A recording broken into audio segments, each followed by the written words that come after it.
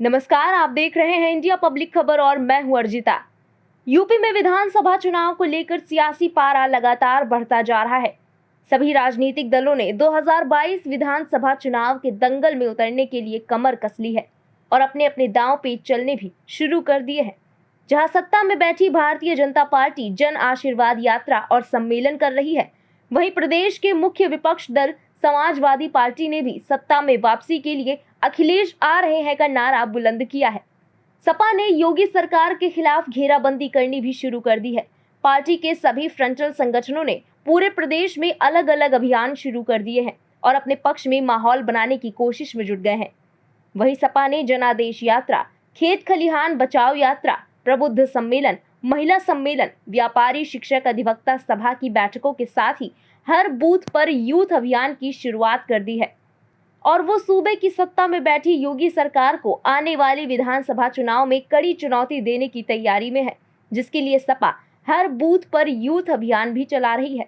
तो आइए आपको बताते हैं कि क्या है सपा का सत्ता में वापसी का मास्टर प्लान।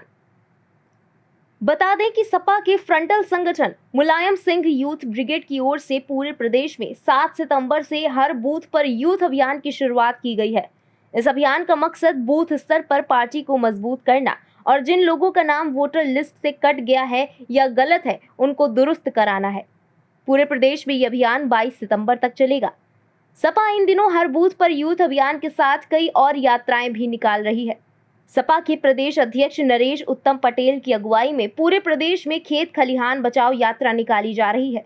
सीतापुर से शुरू हुई ये यात्रा 7 चरणों में पूरे प्रदेश में जाएगी। इस यात्रा के जरिए किसानों को जोड़ा जाएगा। नरेश उत्तम पटेल उन्हीं क्षेत्रों में जा रहे हैं जो कुर्मी बाहुल्य क्षेत्र हैं। इस यात्रा के जरिए सपा की कोशिश कुर्मी वोटरों में अपनी पकड़ को मजबूत करने के साथ ही एक माहौल बनाने की है। नरेश उत्तम पटेल की यात्रा 28 अगस्त से शुरू हुई है, जो प्रदेश के हर जिले में जा रही है, खासतौर पर कुर्मी बाहुल्य सीटों पर। वहीं सपा के महासचिव इंद्रजीत सरोज भी इन दिनों जनादेश यात्रा निकाल रहे हैं। 2 सितंबर को पीलीभीत से शुरू हुई ये यात्रा पूरे प्रदेश में निकाली जा रही है। इस यात्रा के दौरान कई जगह चौपाल आयोजित की जा रही हैं, जिसमें दलितों पर बीजेपी सरकार के कथित अत्याचार को बताने की कोशिश की जा रही है। आपको बता दें कि एक जमाने में मायावती के सबसे करीबी नेताओं में शुमार इंद्रजीत सरोज अब सपा के लिए दलित वोटों की गोलबंदी करने की कोशिश कर रहे हैं। अनुसूचित जाति से आने वाले इंद्रजीत सरोज की जनादेश यात्रा उन सीटों से होकर गुजरेगी जहां पर दलित अच्छी खासी आबादी में है। इसके अलावा सपा ब्राह्मण वोटरों को अपने पक्ष में करने के लिए पूरे प्रदेश में प्रबुद्ध सम्मेलन का आयोजन कर रही है। ये सम्मेलन माता प्रसाद पांडे, संतोष पांडे, पवन पांडे, मनोज पांडे और अभिषेक मिश्र की अगुवाई में हो रहा है। इस सम्मेलन में ब्राह्मण पर हो रहे कथित अत्याचार की लंबी चौड़ी लिस्ट गिनाई जा रही है। समाजवादी पार्टी योगी सरकार को हर मोर्चे पर घेरना चाह रही है, इसीलिए वो कोई भी मुद्दा अछूता नहीं रहने देना चाह रही। यही कारण है कि शिक्षा मित्रों और प्राइमरी टीचरों का मुद्दा भी सपा जोर शोर से उठा रही है। हाल में ही भदोही में अखिलेश यादव की एक बड़ी रैली हुई थी, जिसे शिक्षक सभा ने ही आयोजित किया था। इसके साथ ही सपा व्यापारी सभा की हर मंडल में मीटिंग की शुरुआत हो चुकी है। इसके साथ ही सपा महिला सभा महिला सम्मेलनों के जरिए महंगाई और अपराध के मसले को उठा रही है। इसके लिए सपा ने 7 सितंबर को अयोध्या से इसकी शुरुआत की है। महिला सभा की राष्ट्रीय अध्यक्ष जूही सिंह लगातार जिले का दौरा कर रही हैं। वहीं सपा के फ्रंटल संगठनों समाजवादी युवजन सभा, लोहिया वाहिनी, छात्र सभा, सांस्कृतिक प्रकोष्ठ, अल्पसंख्यक सभा, अनुसूचित जाति जनजाति प्रकोष्ठ के बड़े नेता यात्राएं निकाल रहे हैं।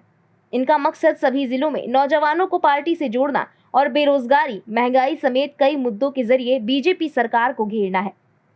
फ्रंटल संगठन के अलग अलग नेता 8-8 दिन की यात्राएं निकाल रहे हैं।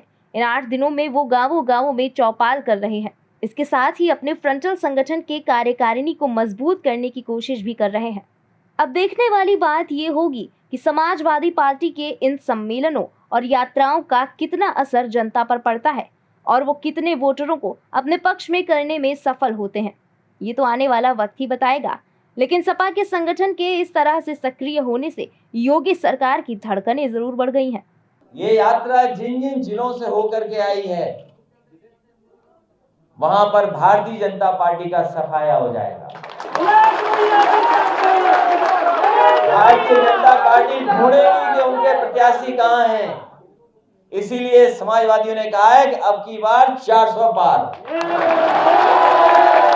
लोगों ने कम सीट के लिए नारा लगाया, लेकिन इस बार समाजवादियों ने लगाया है और उसमें डॉक्टर चौहान, संजय सिंह चौहान जी, महान दल और दल भी मिलकर के हम लोगों का प्रयास होगा जनता को साथ लेकर के, क्योंकि जनता में इतनी नाराजगी है जिसकी आप कल्पना नहीं कर सकते। जनता एक दिन भी भारतीय जनता पार्टी की सरकार को देखना नहीं चाहती। किसानों की आय दोगुनी नहीं हुई, किसान की पैदावार की आय दोगुनी नहीं हुई। भारतीय जनता पार्टी ने जहां किसानों का कर्ज माफ करने का कहा था और वहीं कहा कि जो पैदावार होगी, उसकी जो आय होगी किसान की, उसको हम दोगुना कर देंगे। तो किसानों की पैदावार की आय तो दोगुनी नहीं हुई, लेकिन सिलेंडर कितना हो गया, दोगुना हो गया कि नहीं हो गया। रसोई गैस का सिलेंडर की कीमत हमारी बहन बता रही है, क्योंकि इन्हें घर देखना पड़ता है। ये जो हमारी बहनें खड़ी हैं, ये बता रही हैं कि सिलेंडर की कीमत दुगनी हो गई है और ये अब घर नहीं चला पा रही हैं और कई हजार रुपया अब इनको ज्यादा खर्च करना पड़ रहा है केवल घर चलाने के लिए। इस खबर में फिलहाल इतना ही। देश और दुनिया की बाकी तमाम खबरों के लिए सब्सक्राइब करें इंडिया पब्लिक खबर के YouTube चैनल को। वीडियो को लाइक करें और ज्यादा से ज्यादा शेयर करें।